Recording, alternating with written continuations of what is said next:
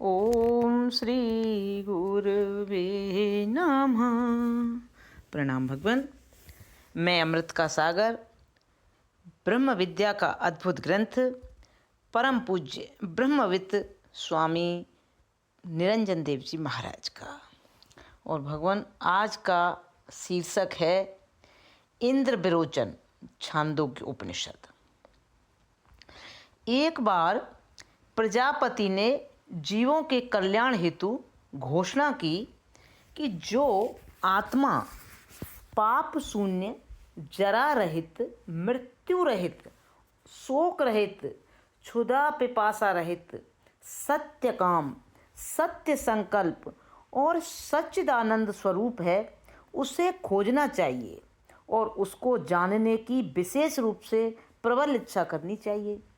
जो उस आत्मा को शास्त्र और गुरु के उपदेश अनुसार आत्मा रूप से जान लेता है, वह संपूर्ण लोक और समस्त कामनाओं को प्राप्त कर लेता है।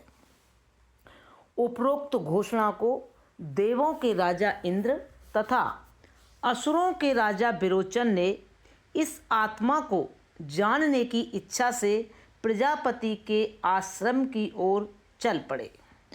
कौन? राजा इंद्र और असुरों के राजा विरोचन।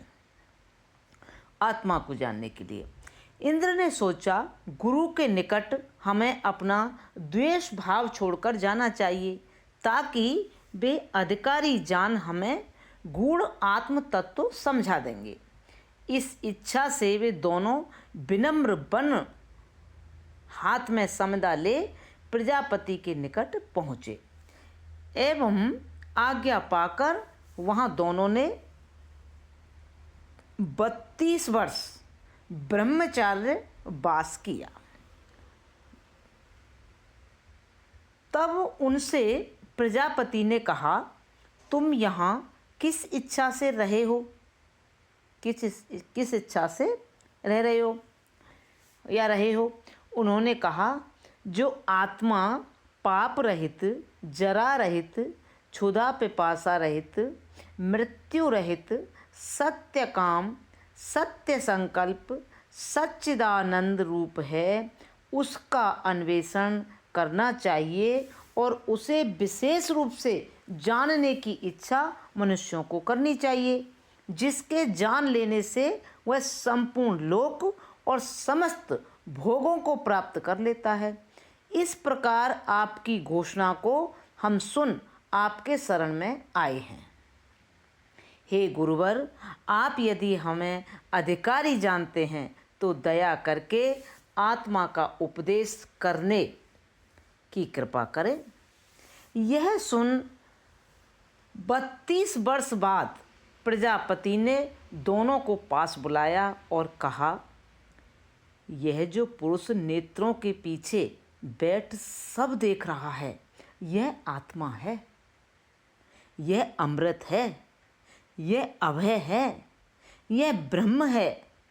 इतना सुन दोनों अपने जाने विषय को प्रजापति के मुख से निर्णय लेना चाहते थे।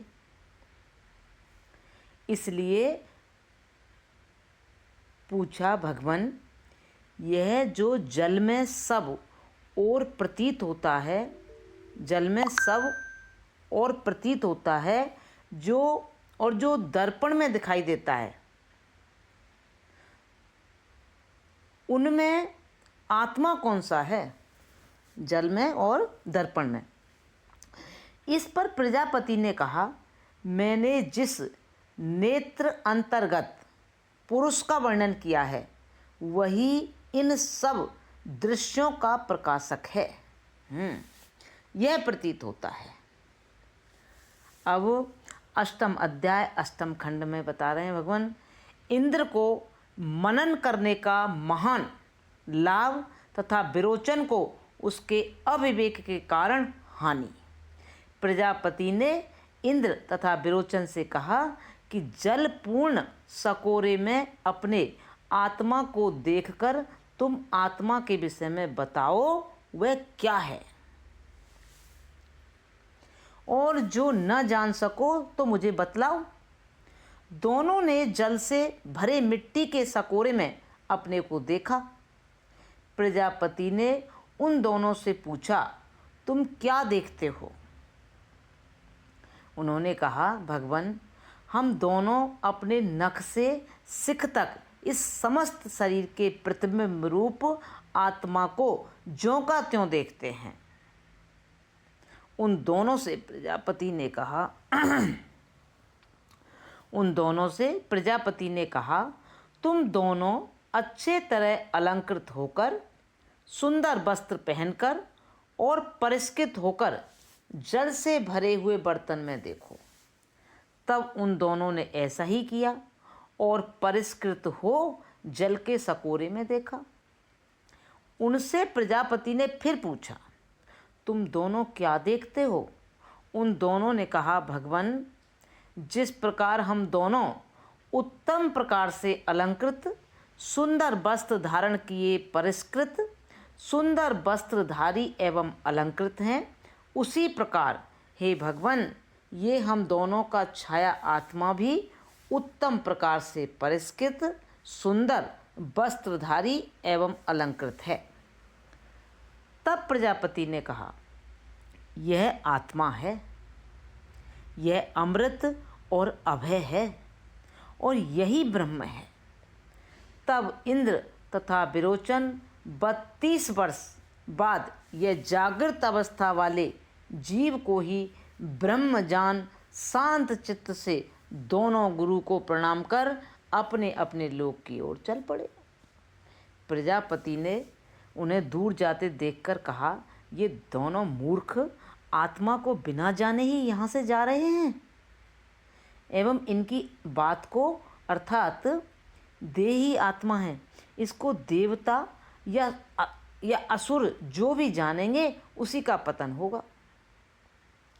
विरोचन तो श्रवण किए तत्व को बिना मनन किए शांत हृदय होता हुआ शीघ्र असुर नगरी में पहुँच वहाँ लोगों से इस प्रकार कहने लगा कि इस संसार में शरीर ही आत्मा है, यही पूजने योग्य है और शरीर ही सेवनीय है, और जो पुरुष शरीर को आत्मा रूप से जान पूजा परिचर्या करने वाला है वह इस लोक और परलोक दोनों लोकों को प्राप्त कर लेता है। इसी कारण से यहाँ जो यज्ञ दान श्रद्धा यजन आदि सत्कर्म में विश्वास नहीं करता है एवं देह को ही मैं आत्मा जानता है, तब ऐसे व्यक्ति को देख दुखी हो शिष्टजन, अरे यह तो आसुरी स्वभाव वाला ही है, ऐसा कहते हैं, क्योंकि लोक धर्म विरुद्ध ज्ञान असुरों का होता है। ये मूर्ख लोग जो असुर मत को मानने वाले हैं, आज भी वे मृतक पुरुष के शरीर को गंध माल्य आदि से आभूषणों से अलंकृत परिष्कृत सुंदर वस्त्र धारण कराकर सजाकर गाते बजाते चिल्लाते हुए अंतिम संस्कार करने ले जाते हैं। उनकी मान्यता है इस प्रकार मृतक आत्मा की सेवा पूजा उत्सव मनाने से वे सुखपूर्वक परलोक प्राप्त करेंगे। अच्छा, अष्टम अध्याय नवम खंड। इंद्र का प्रजापति के पास पुनः आगमन और आत्मा के यथार्थ स्वरूप की जिज्ञासा। इंद्र का प्रजापति के पास पुनः आगमन और आत्मा के यथार्थ स्वरूप की जिज्ञासा, वो तो विरोचन का हो गया। अब इंद्र का। सात्विक आहारी मननशील इंद्र अपने देवलोक पहुँचने के पूर्व ही राह में प्रजापति से जाने हुए आत्मा के बारे में विचारने लगा कि जिस प्रकार इस शरीर को अच्छी प्रकार अलंकृत होने पर यह छाया आत्मा भी अच्छी तरह अलंकृत होता दिखाई देता है, सुंदर वस्त्रधारी होने पर सुंदर वस्त्रधारी होता है और परिष्कृत होने पर परिष्कृत होता है, उसी प्रकार इस शरीर के अंधे होने पर वह अंधा हो जाता है, खंडित होने पर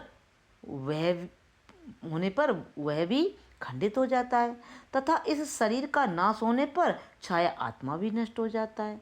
जबकि मैंने तो श्रेष्ठ पुरुषों द्वारा जाना था कि वह अभय है, अमृत है, निरअवयव है, अखंड है, निर्विकार है, असंग है, जरा मरण रहित है, शोक मोह रहित है, क्षुधा पिपासा रहित है, सत्य काम है, सत्य संकल्प है, जबकि मैं इस छाया आत्मा दर्शन में ऐसी कोई योग्यता नहीं देखता हूँ। इससे भिन्न आत्मा तो कोई और ही वस्तु होनी चाहिए। ऐसा सोच इंद्र रास्ते ही से पुनः लौट प्रजापति के पास आया। उससे प्रजापति ने कहा, इंद्र, तुम तो विरोचन के साथ शांत चित्त होकर गए थे, अब किस इच्छा से पुनः आए हो? तब इंद्र ने कहा, भगवान, जिस प्रकार की मैंने आत्मा के लिए महा महिमा सुनी है, वैसा तो इस छाया आत्मा दर्शन में कोई योग्यता नहीं देखता हूँ। यह तो मेरे शरीर के अनुरूप सुंदर वस्त्रधारी, परिष्कृत, अलंकृत, अंध, काना, खंडित एवं इस शरीर के नष्ट हो जाने से तो इसका भी नाश हो जाएगा। मुझे इस प्रकार के दर्शन में कोई एक भी लक्षण आत्मा का दिखाई नहीं देता भगवान। जैसा कि आपके द्वारा आत्मा की महिमा हमारे पूर्वजों को बताई गई है और आपने हमें भी कहा है कि इसे जान सब लोक एवं भोग को प्राप्त हो जाता है। तब प्रजापति ने कहा, हे इंद्र, यह बात ऐसी ही है, अर्थात तू ठीक कहता है। यह छाया आत्मा दर्शन में कोई श्रेष्ठता नहीं है, ऐसा प्रजापति ने कहा। मैं तुम्हारे प्रति पुनः इसकी व्याख्या करूँगा, परंतु अब तुम 32 वर्ष यहाँ और रहो। तब इंद्र ने वहाँ पुनः श्रद्धा पूर्वक 32 वर्ष सेवा एवं त्यागपूर्ण जीवन व्यतीत किया। तब प्रजापति ने उसे पुनः 64 वर्ष बाद गूढ़ आत्म तत्व का उपदेश किया। अब भगवान अष्टम अध्याय 10 खंड 64 वर्ष बाद स्वप्न के दृष्टांत से आत्मा के स्वरूप का कथन। जो यह स्वप्न में स्त्री, पुत्र, मित्र द्वारा पूजित होता हुआ विचरता है, यह आत्मा है, जिसको तू जानने की इच्छा से मेरे पास 64 वर्ष से है, ऐसा प्रजापति ने कहा। यह अमृत है, यह अभय है और यह ब्रह्म है। ऐसा सुनकर प्रणाम कर इंद्र शांत हृदय से अपने देवनगरी के ओर चले गए, किंतु देवताओं के पास बिना पहुँचे ही राह में विचारने लगा कि यद्यपि यह जागृत वाला शरीर अंधा होता है, तथापि वह स्वप्न शरीर चक्षुवान होता है,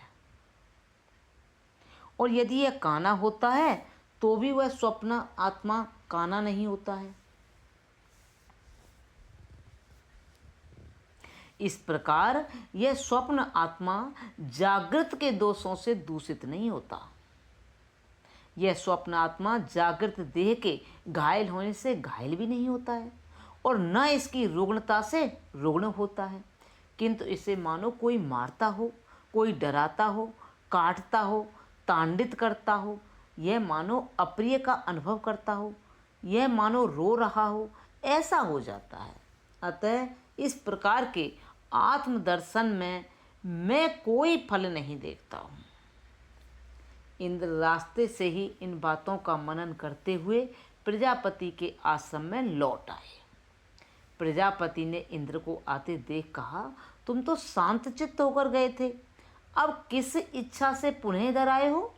इंद्र ने कहा, भगवान, यद्यपि यह शरीर अंधा होता है, तथापि वह स्वप्न शरीर तो अंधा नहीं रहता, और यह जागृत वाला शरीर रुग्ण होता है तो भी वह स्वप्न वाला निरोगी रहता है। इस प्रकार वह स्वप्न आत्मा इस जागृत शरीर के दोषों से दूषित नहीं होता है, न इसके बद से उसका बद होता है, किंतु उसे मानो कोई मारते हो, कोई तांडित करते हों, और उसके कारण मानो यह अप्रियता का अनुभव करता हो और रुदन करता हो। हे भगवान, मुझे ऐसा अनुभव होने के कारण आत्म संबंधी आपके बतलाए अनुसार कोई भी योग्यता रूप फल इसमें दिखाई नहीं देता है। तब प्रजापति ने कहा, तुम ठीक कहते हो, यह ऐसा ही है। मैं तुम्हारे लिए इस आत्म तत्व की पुनः व्याख्या करूँगा, तुम 32 वर्ष और ब्रह्मचर्य पूर्वक तपोमय त्यागमय जीवन व्यतीत करो। इंद्र ने तीसरी बार 32 वर्ष वैसा ही किया और तब प्रजापति ने इंद्र से कहा, जब 96 वर्ष के बाद सुषुप्ति के दृष्टांत से आत्मा के स्वरूप का वर्णन किया। जब सुषुप्ति अवस्था में यह शरीर सोया हुआ दर्शन वृत्ति से रहित और सम्यक रूप से आनंदित हो स्वप्न का अनुभव नहीं करता, वह पाप रहित आत्मा है। यही अमर है, यही अभय है, यही ब्रह्म है, ऐसा प्रजापति ने इंद्र के प्रति उपदेश किया। यह सुनकर इंद्र शांत चित्त अपने लोक की ओर प्रणाम कर चल दिए। किंतु इंद्र को रास्ते में मनन करने से इस अवस्था वाले आत्मदर्शन में भी भय दिखाई दिया कि उस अवस्था में तो मुझे निश्चय ही यह भी ज्ञान नहीं होता कि यह मैं हूँ और न यह इन अन्य भूतों को ही वहाँ मैं जानता हूँ। उस समय तो यह आत्मा मानो विनाश को प्राप्त हो जाता है, इसमें मुझे इष्ट फल दिखाई नहीं देता। और यह सोच इंद्र समत्तपाणी होकर पुनः प्रजापति के पास आए। उनसे प्रजापति ने कहा, इंद्र, तुम तो शांत चित्त हो चले गए थे, अब किस इच्छा से यहाँ पुनः आगमन हुआ है? इंद्र ने कहा, भगवान, इस अवस्था में तो निश्चय ही इसे यह भी भान नहीं होता है कि यह मैं हूँ और न यह अन्य भूतों को ही जानता है। यह मानो विनाश को प्राप्त हो गया हो, इसमें मुझे इष्ट फल दिखाई नहीं देता है, जैसा कि आपने इसके दर्शन की महिमा फैलाई है। हे इंद्र, यह जो तू कह रहा है, प्रजापति कह रहे हैं, हे इंद्र, यह जो तू कह रहा है बिल्कुल सत्य है। वास्तव में यह आत्मा नहीं है। मैं तुम्हारे प्रति इसकी पुनः व्याख्या करूँगा, ऐसा प्रजापति ने कहा। अरे सुन, इस सुषुप्ति अवस्था में आनंद व अज्ञान का अनुभव करने वाले से भिन्न कोई दूसरा आत्मा नहीं है। सुन, इस सुषुप्ति अवस्था में आनंद व अज्ञान का अनुभव करने वाले से भिन्न कोई दूसरा आत्मा नहीं है। जैसा कि मैंने तुझे बतलाया था, आत्मा तो यही है, परंतु अभी 5 वर्ष और ब्रह्मचर्यवास करो। इंद्र ने 5 वर्ष तप किया। ये सब मिलाकर 101 वर्ष हो गए। तब उनसे प्रजापति ने कहा, इंद्र, यह शरीर मरणशील ही है, यह मृत्यु से ग्रस्त है। यह इस अमृत अशरीरी आत्मा का अधिष्ठान है। शरीर रहते आत्मा निश्चय ही प्रिय अप्रियता से ग्रस्त है। यह शरीर रहते इसके धर्म का त्याग नहीं कर सकता। शरीर के नष्ट हो जाने के पश्चात इसे प्रिय अप्रियता स्पर्श नहीं कर सकती है। जो पुरुष सद्गुरुओं से इस अभय अमृत आत्मा को मैं रूप से पहचान लेता है, वह उत्तम पुरुष है। उस अवस्था में वह हंसता, क्रीड़ा करता और स्त्री अथवा जाति वालों के साथ रमण करता है और अपने साथ उत्पन्न हुए इस शरीर को मैं हूँ या मेरा है इस प्रकार स्मरण न करता हुआ सब ओर विचरता है।